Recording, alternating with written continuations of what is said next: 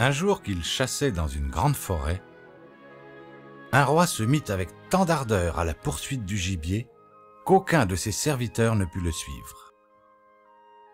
À la tombée de la nuit, il s'arrêta, regarda autour de lui et s'aperçut qu'il s'était égaré.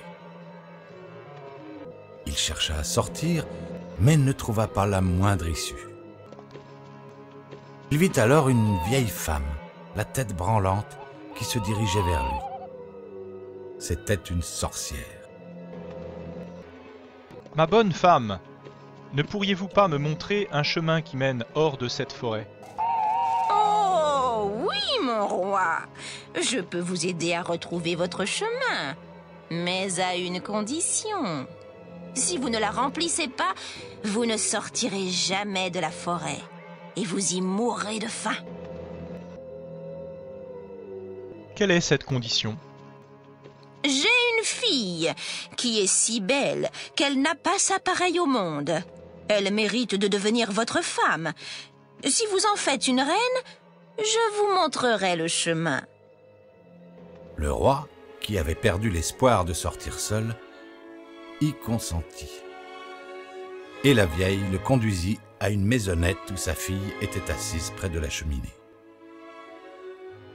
Elle accueillit le roi comme si elle l'avait attendu, et il vit bien qu'elle était très belle. Mais pourtant, elle ne lui plaisait pas, et il ne pouvait la regarder sans éprouver une certaine peur. Quand il eut fait monter la jeune fille sur son cheval, la vieille lui montra le chemin, et le roi retrouva son château royal, où le mariage fut célébré.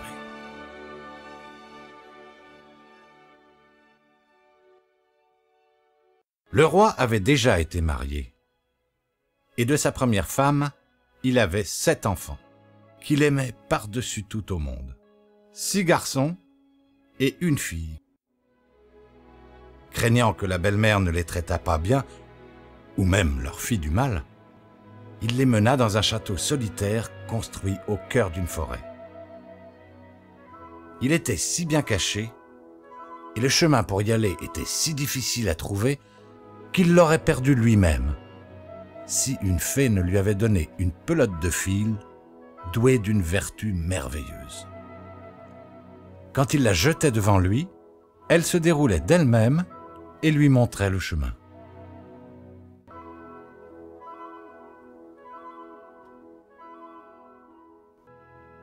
Or, le roi sortait si souvent pour aller voir ses chers enfants que la reine remarqua ses absences.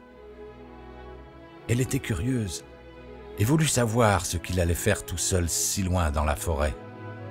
Elle soudoya quelques serviteurs qui lui révélèrent le secret et lui parlèrent aussi de la pelote qui seule pouvait montrer le chemin.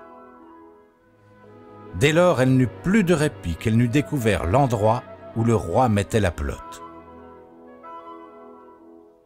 Puis, elle confectionna de petites chemises de soie qu'elle ensorcela grâce à la magie que lui avait appris sa mère.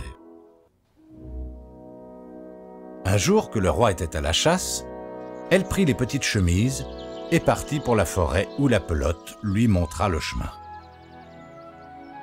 Voyant quelqu'un venir de loin, les enfants pensèrent que c'était leur cher père, et ils allèrent à sa rencontre en sautant de joie. Elle jeta alors sur chacun d'eux une des petites chemises. Et dès qu'elle leur toucha le corps, ils furent transformés en cygnes et prirent leur vol au-dessus de la forêt.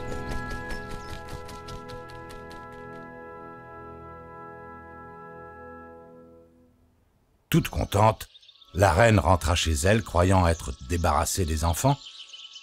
Mais la petite fille n'étant pas sortie avec ses frères, elle ignorait son existence. Le lendemain, le roi vint voir ses enfants, mais il ne trouva plus que sa petite fille. « Où sont tes frères ?» demanda le roi. « Ah, mon père, ils sont partis, ils m'ont laissée toute seule. » Et elle lui conta qu'elle avait vu de sa petite fenêtre ses frères changés en cygnes s'envoler au-dessus de la forêt. Elle lui montra les plumes qu'ils avaient laissées tomber dans la cour et qu'elle avait ramassées. Le roi fut très malheureux. Mais l'idée ne lui vint pas que c'était la reine qui avait accompli ce forfait. Et craignant que la jeune fille ne lui fût aussi ravie, il voulut l'emmener.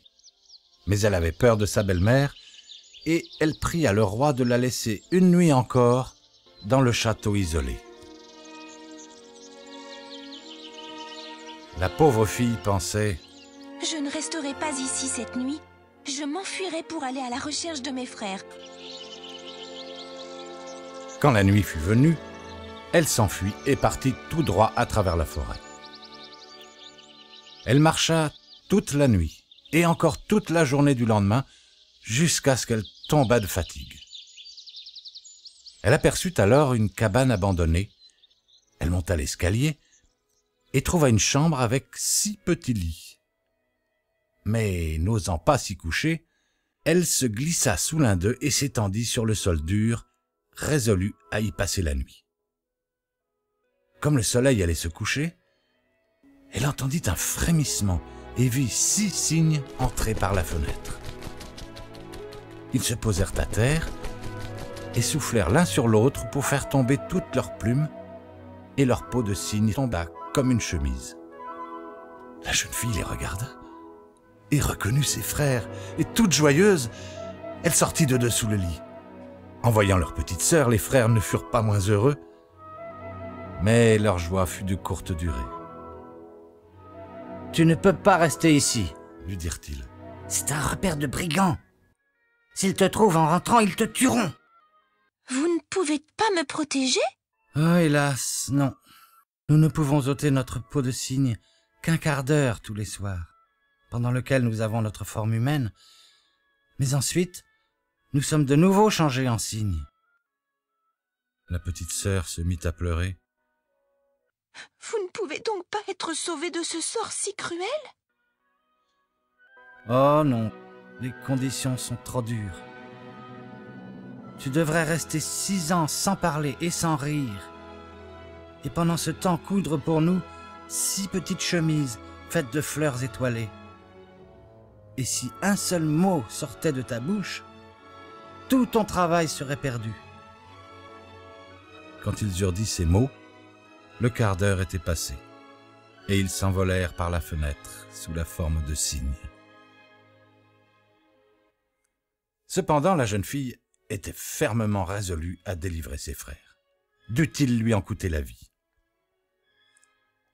Elle quitta la cabane abandonnée, marcha longtemps loin de son pays, arriva au cœur d'une forêt et se jucha sur un arbre où elle passa la nuit. Le lendemain, elle se mit à ramasser des fleurs étoilées et commença à coudre. Elle ne pouvait parler à personne et, pour ce qui est de rire, elle n'en avait vraiment pas envie. Elle restait assise sans lever les yeux de son travail. Il y avait déjà longtemps qu'elle était là, quand le roi du pays étant à la chasse dans la forêt, ses chasseurs se trouvèrent près de l'arbre où la jeune fille était perchée. Ils l'appelèrent en disant « Qui es-tu » Mais elle ne répondit pas. « Descends, dirent-ils. Nous ne te ferons pas de mal. » Elle se borna à secouer la tête. Comme ils continuaient à lui poser des questions, elle leur jeta sa chaîne en or, pensant ainsi les contenter. Mais ils ne cessaient pas de l'appeler. Alors elle leur jeta sa ceinture, et comme cela ne les arrêtait pas, ses jarretelles, et peu à peu tout ce qu'elle avait sur elle et dont elle pouvait se passer. Si bien qu'elle ne garda que sa petite chemise. Mais les chasseurs ne se laissèrent pas décourager. Ils montèrent sur l'arbre, firent descendre la jeune fille et la conduisirent devant le roi. Le roi lui demanda « Qui es-tu? Et que faisais-tu sur cet arbre ?» Mais elle ne répondit pas. Il l'interrogea dans toutes les langues qu'il connaissait, mais elle resta muette comme une carpe. Et pourtant, elle était si belle que le cœur du roi en fut touché, et il en tomba très amoureux. Il l'enveloppa dans son manteau, la fit monter sur son cheval et l'emmena dans son château.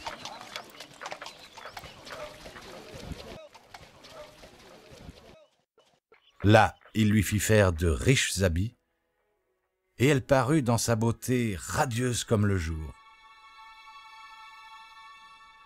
Mais on ne put lui tirer un seul mot.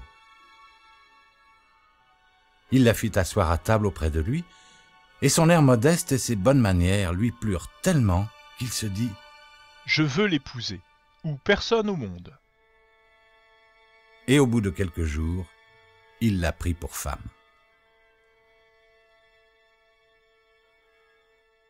Or, le roi avait une méchante mère, qui était mécontente de ce mariage, et disait du mal de la jeune reine. « Qui sait d'où vient cette folle? Elle ne sait pas parler, et ne vaut rien pour un roi. » Un an après, quand la reine eut accouché de son premier enfant, la vieille le lui enleva et lui barbouilla la bouche de sang pendant son sommeil. Puis elle alla trouver le roi et l'accusa d'être une ogresse. Le roi ne voulut pas la croire et ne souffrit pas qu'on fît du mal à sa femme. Quant à elle, elle restait constamment à coudre ses chemises et ne s'occupait de rien d'autre. La deuxième fois qu'elle accoucha encore d'un beau garçon, la vieille eut recours à la même tromperie. Mais le roi ne put pas se résoudre à la croire. Il déclara « Elle est trop pieuse et trop bonne pour avoir fait cela. Si elle n'était pas muette et pouvait se défendre, son innocence serait bientôt reconnue. » Mais quand elle enleva pour la troisième fois l'enfant nouveau-né et qu'elle accusa la reine, sans que celle-ci dît un mot pour se défendre, le roi ne put faire autrement que de la livrer à la justice. Et elle fut condamnée à être brûlée vive. Le jour vint où la sentence devait être exécutée. Mais c'était aussi le dernier jour des 6 années pendant lesquelles elle ne devait ni rire ni parler, et où ses 6 frères seraient délivrés du pouvoir de la sorcière. Les 6 chemises étaient finies. Toutefois, il manquait la manche gauche, à la dernière. Quand on la conduisit à l'échafaud, elle posa les chemises sur son bras, et quand elle fut en haut du bûcher, au moment où on allait allumer le feu, elle regarda autour d'elle et vit que 6 cygnes arrivaient en fendant les airs. Alors elle sut que sa délivrance approchait, et son cœur tressaillit de joie. Les cygnes battirent des ailes dans sa direction et plongèrent de telle sorte qu'elle put leur jeter les chemises. Aussitôt, ils perdirent leur peau de cygne, et elle vit ses frères devant elle en chair et en os, dans toute leur fraîcheur et leur beauté.